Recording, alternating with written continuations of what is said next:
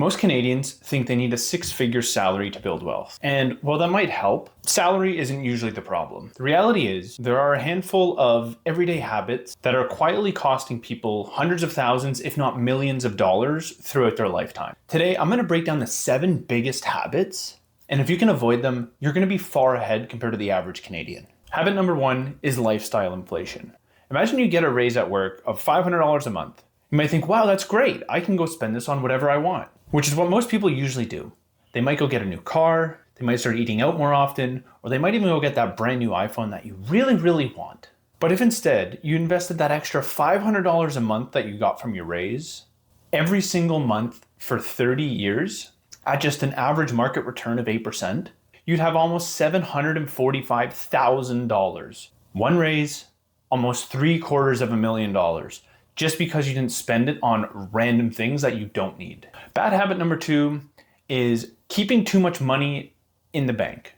Keeping your money sitting in the bank is actually costing you so much more money than you think because your money isn't making you more money. Everyone needs an emergency fund, but many Canadians might have $25,000 or $50,000 sitting in the bank down the street. But the thing is, they're not actually earning any interest on this money. Let's say you had $50,000 sitting in your bank account. If you left that at a bank earning 0.5%, after 20 years, you'd have $55,000. So you made $5,000 in 20 years. Alternatively, if you invested this into the stock market and made a measly 7% on your money. Side note, the S&P 500 usually makes 10 to 12% a year. But if you made 7%, after those 20 years, you'd have $193,000. So you'd have $140,000 more just investing it into something like an S&P 500 ETF. Easy, right?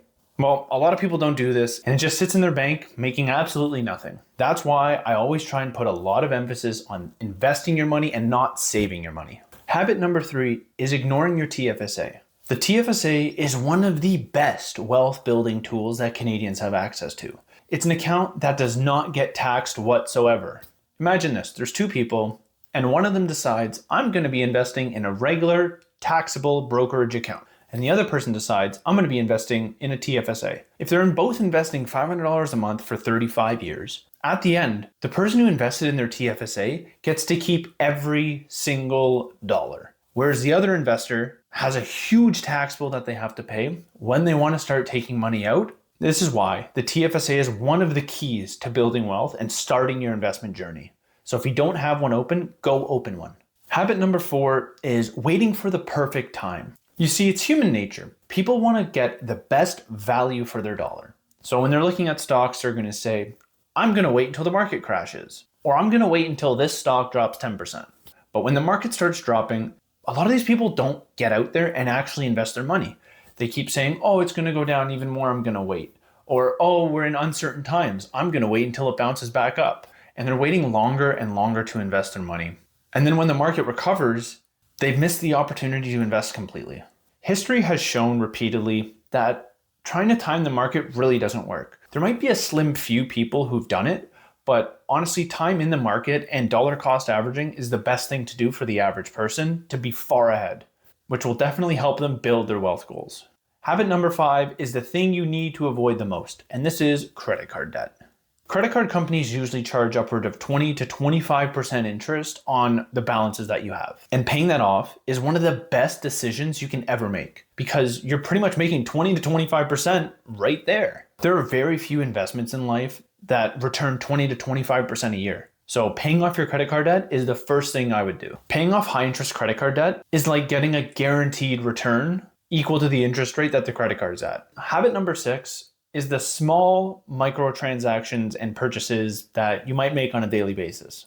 Let's say you go out to buy your lunch when you're at work twice a week, and that's $20 each meal that you go there.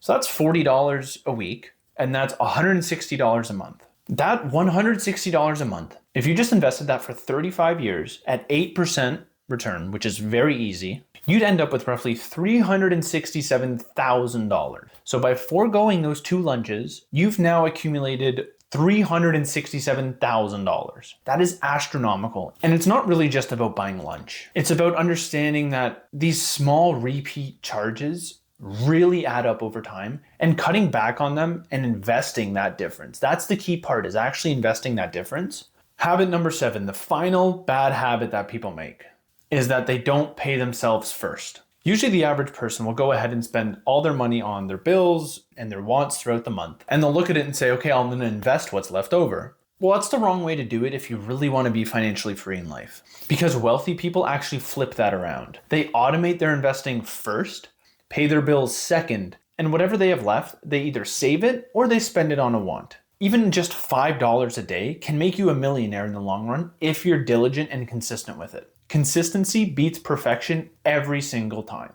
Now, the scary part is these habits won't make you broke overnight.